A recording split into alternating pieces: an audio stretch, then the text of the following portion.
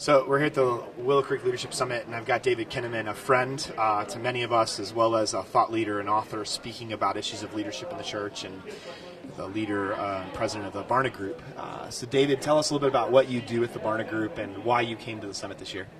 Well, I got invited, and so this is the first time I've ever been, which I'm super stoked about. My dad's a lifelong pastor of a church in Phoenix, Arizona, and so he always raves about the summit, and so this is my first experience, and I got invited to speak at a special event, so I'm really stoked to be here.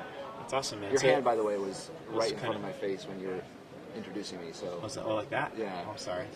He's a good-looking guy. Make sure you look at him. So tell us a little bit about what the Barna Group's up to, and in particular this most recent project that you're kind of stepping into when it comes to the church and leading the next generation of the church. Yeah, well, I mean, this is for me a big passion is trying to understand, people in their 20s, people in their 30s, even teenagers, because I feel like the church is going through this seismic shift in generations and really understanding, can we disciple people for this 21st century context, for this American context, for this global generation, hugely connected through technology. Sure. And so my son, 7 years old, asked me that, to Google things when he doesn't know the answer. Doesn't even know how to spell, but he knows that Google has his answers. And so, when we look at this generation and where I'm trying to do in some writing and some research is really understand teenagers, 20-somethings, 30-somethings, how are they reshaping church, their expectations of church?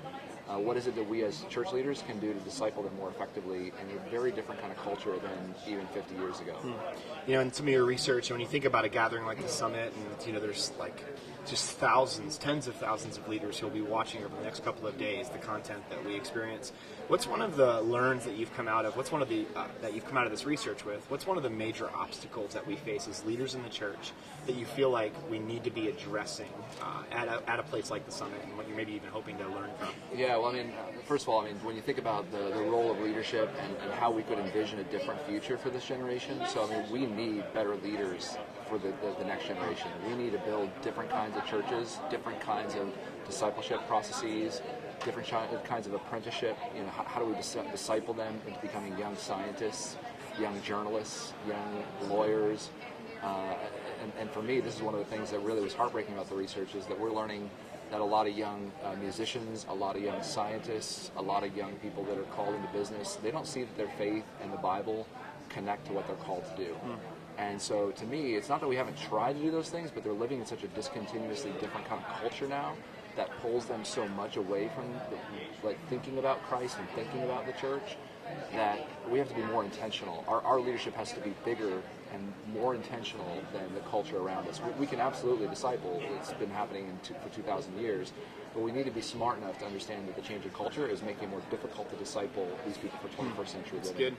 Yeah, I've actually thought that one of the big pieces that we need to think through in the next sort of season of the church is the integration of discipleship, personal spiritual growth, and calling, sort of exploring who we are and who we're made to be. I think the dichotomy there is a really dangerous thing, which is basically what you just said. And I think it's every pastor's sort of struggle, right? Like, how do I help my kids grow? How do I help my church grow? And then how do I help them see it as part of their everyday lives, which essentially is what you're trying to address. Well, and speaking about, you working in a church and talking about the challenges of young adulthood, so when you talk about this idea of this generation, in times past, people would drop out for a couple of years, 3 years, maybe 4 years for college, and they'd have some sort of give and take with the church or a church community. Now we're seeing is people are pushing back the age of marriage, the age of childbearing, whether they want to even get married.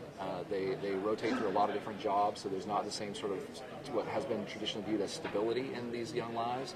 And so what used to take a couple years, 3 years of sort of dropping out of church is now taking a decade or 12 or 15 years, and if they ever come back. And so the context is very different, and how do we actually disciple young people in that kind of environment? Because the church doesn't do well with people that aren't married and with kids and sort of traditional families. So now what's really the norm for most people isn't to have their life settled by 30.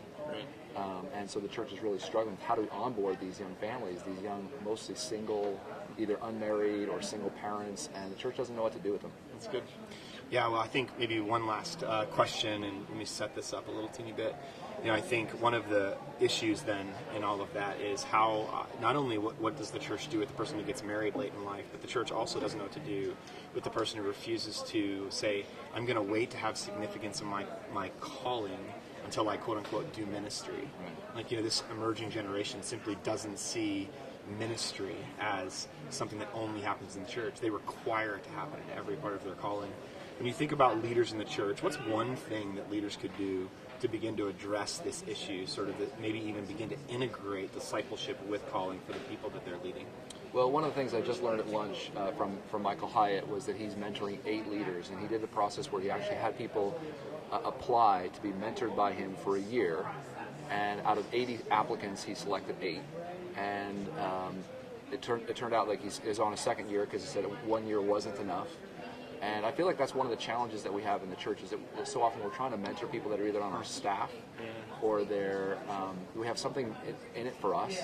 And so our mentoring is really about, it's sort of like we're trying to build the bench strength of our organization or our church, or we're trying to mentor the youth pastor. And that's all well and good.